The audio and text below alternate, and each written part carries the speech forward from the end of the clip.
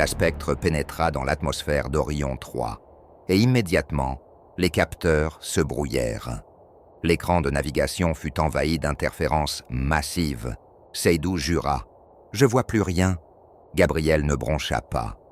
Il observait l'océan noir qui s'étendait sous eux, infini, sans la moindre vague, sans le moindre reflet. Un silence écrasant, comme si cette planète n'était pas vivante. Le garçon murmura. « Elle attend ». Seydoux tourna la tête. « Qui ça, elle ?» Le garçon ne répondit pas. Gabriel activa les stabilisateurs et prépara la descente. « On plonge ?» Seydoux se tourna brusquement vers lui. « Attends. »« Quoi ?» Gabriel resta concentré. « Il y a une structure en dessous. Si c'est un verrou, il est au fond. » Seydoux passa une main sur son visage. On se dirige littéralement vers une tombe sous-marine alien. Gabriel ne répondit pas. Il activa les propulseurs de plongée. Trop tard pour reculer. La spectre incline son nez vers l'eau noire. L'océan n'ondulait même pas sous leur approche. Seydoux fixa la surface sombre et frissonna. « C'est pas normal. » Le garçon, toujours immobile, murmura. « Ça n'a jamais été un océan. » Gabriel ne chercha pas à comprendre. « Tenez-vous prêts. » La spectre plongea dans l'ombre. L'impact fut silencieux. Le vaisseau s'enfonça lentement dans l'obscurité liquide. Mais aucun bruit ne se fit entendre. Pas de bulle, pas de résistance, comme si l'eau ne pesait rien. Seydoux regarda les écrans avec une tension grandissante. « Je comprends pas. » Gabriel analysa les relevés. Les capteurs ne détectent pas d'eau. Seydoux écarquilla les yeux. « Alors c'est quoi ?» Le garçon, toujours impassible, fixait l'extérieur du cockpit. Un passage. Gabriel alluma les projecteurs. Les lumières du vaisseau se répandirent dans l'abîme. Mais elles ne touchèrent rien. Aucune paroi, aucun sol, aucune limite. Un vide absolu sous eux. Seydoux serra les accoudoirs. « On tombe ?» Gabriel regarda l'altimètre. L'écran indiquait une chute libre. Il s'enfonçait dans cet océan, mais il n'avait pas de fond. Le garçon parla d'une voix basse. « On approche. » Gabriel serra la mâchoire. « De quoi ?» Le garçon incline légèrement la tête. « Regarde. » Seydoux et Gabriel tournèrent les yeux vers l'extérieur, et ils virent. Sous eux, une structure colossale émergeait lentement du néant. Un cercle immense, parcouru de symboles luminescents, se dessinait progressivement dans l'obscurité. Ce n'était pas un bâtiment, ce n'était pas une cité, c'était une porte, une entrée vers quelque chose de plus ancien que tout ce qu'ils avaient vu jusque-là. Seydoux murmura « C'est impossible ». Gabriel ne bougea pas. Le cube noir sur la console vibra soudain, plus fort. Puis, une voix résonna dans leurs esprits.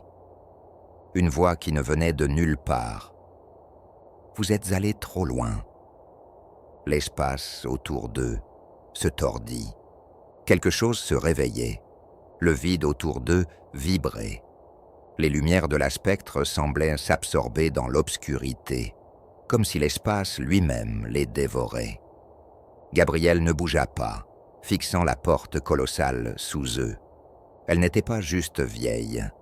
Elle attendait. Le cube noir sur la console pulsait désormais au même rythme que la structure.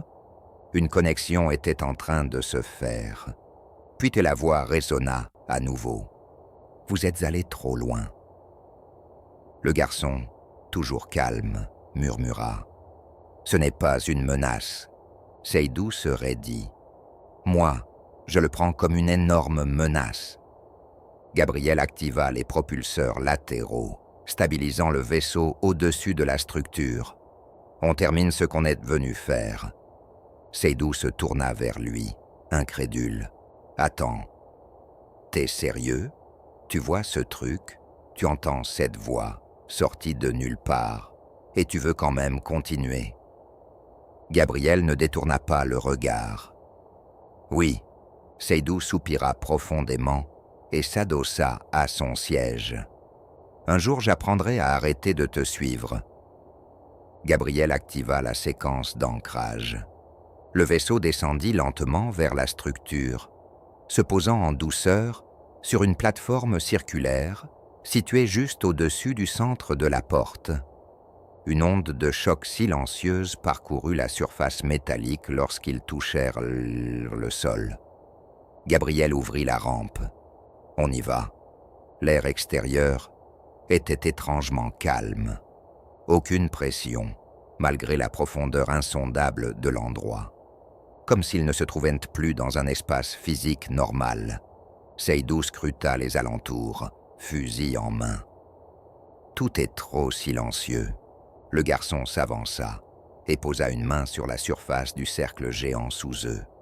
Des lignes de lumière dorée s'illuminèrent immédiatement au contact de sa peau, se propageant en spirale à travers les gravures de la porte. Gabriel plaça lentement le cube noir au centre de l'inscription la plus grande. Le sol trembla violemment. Un battement sourd, profond, se répercuta dans l'air. La voix revint. « Vous ouvrez une porte qui ne peut être refermée. » Seydou leva son fusil. « Je déteste cette phrase. » Un craquement titanesque résonna à travers la structure. Puis la porte commença à s'ouvrir. D'abord, une faille lumineuse apparut au centre du cercle. Un vent inexistant se mit à souffler, comme si quelque chose aspirait la réalité elle-même. Puis, une silhouette massive se dessina dans l'ouverture. Gabriel recula légèrement. Seydou pointa son arme, mais il savait que ça ne servirait à rien. Ce qu'il voyait, ce n'était pas vivant. Ce n'était pas mort non plus. C'était autre chose. Une forme titanesque, sans visage, sans contour précis. Un être fait d'ombres mouvantes, dont les yeux n'étaient que des creux remplis de lumière dorée. Une présence trop grande pour être comprise.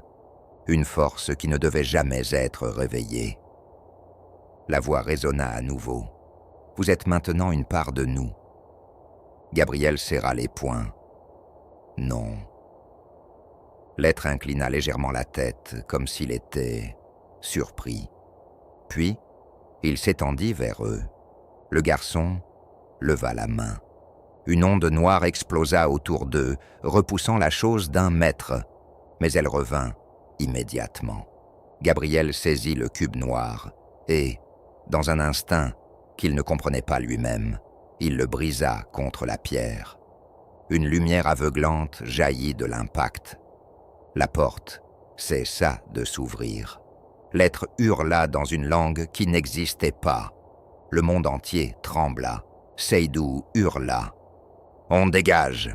Gabriel attrapa le garçon par le bras et sprinta vers la spectre, les secousses rendant chaque pas plus difficile. Le ciel au-dessus d'eux se fissurait, comme si l'espace lui-même ne pouvait plus contenir ce qui essayait d'en sortir. Ils bondirent dans le vaisseau. Décollage immédiat. Seydou lance tous les propulseurs à pleine puissance.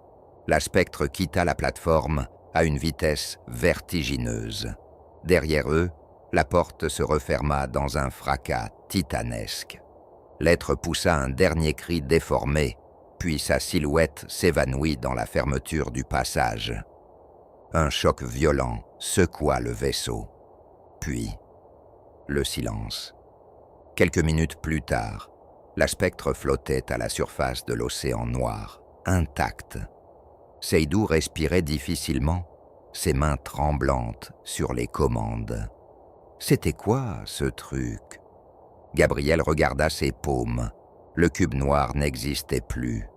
Mais quelque chose en lui avait changé.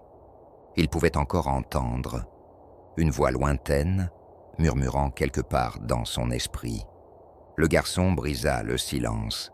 « Ce n'est pas fini. Gabriel le savait. Il n'avait pas fermé la porte. Il l'avait seulement empêché de s'ouvrir. Pour l'instant, l'Empire allait exiger des réponses. Mais la vraie question, c'était s'ils étaient encore humains après ce qu'ils avaient vu. La spectre s'éleva lentement dans le ciel d'Orion 3. Mais Gabriel savait une chose. Quelque chose était maintenant avec eux. Le cerveau retient ce qui l'émeut. Si cette histoire vous a touché, montrez-le en laissant un like et en vous abonnant. Votre soutien est essentiel pour que nous puissions continuer à raconter encore plus d'histoires comme celle-ci. Les prochains épisodes réservent bien des rebondissements. Ne les manquez pas.